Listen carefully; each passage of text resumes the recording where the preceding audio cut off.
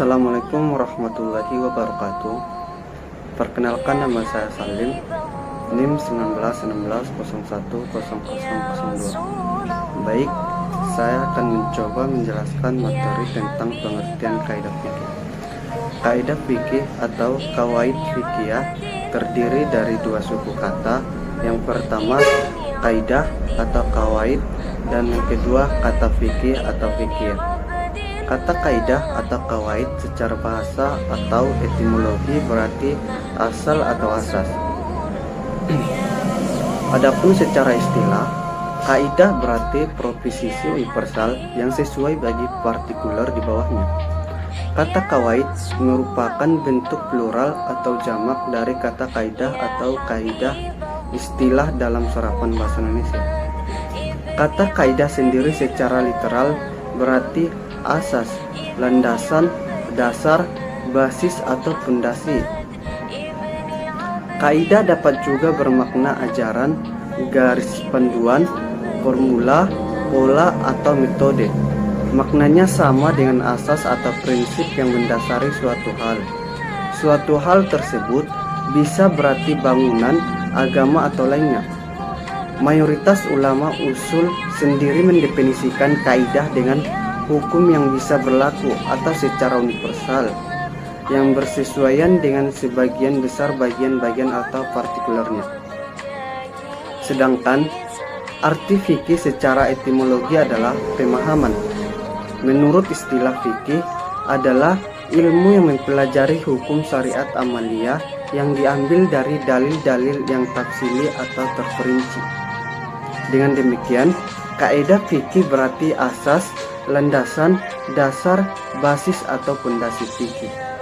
Dalam terminologi fuqaha, kaidah fikih atau kawaid fikih adalah ketentuan umum atau universal yang mencakup seluruh atau sebagian besar partikular di bawahnya sehingga hukum diketahui darinya. Pengertian yang lebih sederhana dari kaidah fikih adalah sebuah pedoman umum atau kaidah-kaidah universal bagi pelaksanaan hukum Islam aplikatif atau fikih. Cukup sekian yang dapat saya sampaikan. Materi selanjutnya akan dijelaskan oleh rekan saya. Assalamualaikum warahmatullahi wabarakatuh. Assalamualaikum warahmatullahi wabarakatuh. Baiklah, perkenalkan, nama saya Sarifah Aini dengan NIM 1916010001. Saya di sini akan menjelaskan materi tentang perbedaan kaidah fikih dengan dawabit fikih. Dawabit fikih jamak dari kata dawabit. Al-dabit diambil dari kata dasar al-dabit yang maknanya menurut bahasa berkisar pada penglihatan, ikatan, kekuatan, dan penguatan. Sedangkan pengertian dari dawabit fikih menurut istilah, sebagian para ulama memberikan definisi-definisi yang mendekatkan dan saling melengkapi serta menyempurnakannya. Kaidah-kaidah itu adalah: yang pertama yaitu dawabit fikih adalah semua yang terbatas juz'iyatnya atau bagiannya pada suatu urusan tertentu. Yang kedua, dawabit fikih adalah apa yang tersusun sebagai bentuk masalah yang serupa dalam satu tema tanpa melihat kepada makna yang menyeluruh yang terkait. Yang ketiga adalah dawabit fikih adalah apa yang dikhususkan dari kawaid fikih pada bab tertentu. Dari kaidah-kaidah yang telah disebutkan dapat disimpulkan bahwa dawabit fikih adalah setiap juz'iyatnya fikih yang terdapat pada satu bab fikih atau prinsip fikih yang universal yang juz'iyatnya atau bagian-bagiannya terdapat dalam satu bab fikih.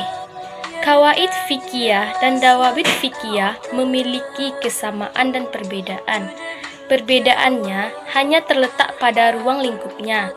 Kawaid fikih, ruang lingkupnya tidak terbatas pada satu masalah fikih, sedangkan Dawabit fikih terbatas pada suatu masalah fikih.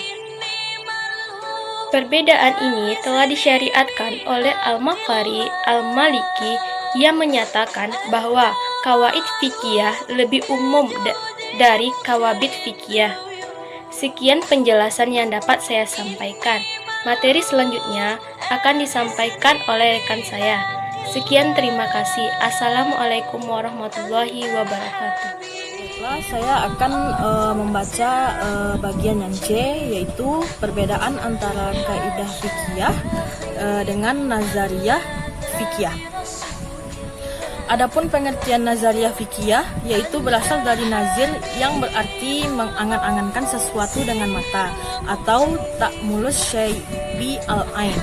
Sedangkan nazari adalah hasil dari apa yang diangan-angankan tersebut, seperti hal lainnya mengangan-angankan akal yang mengatakan bahwa alam adalah sesuatu yang baru.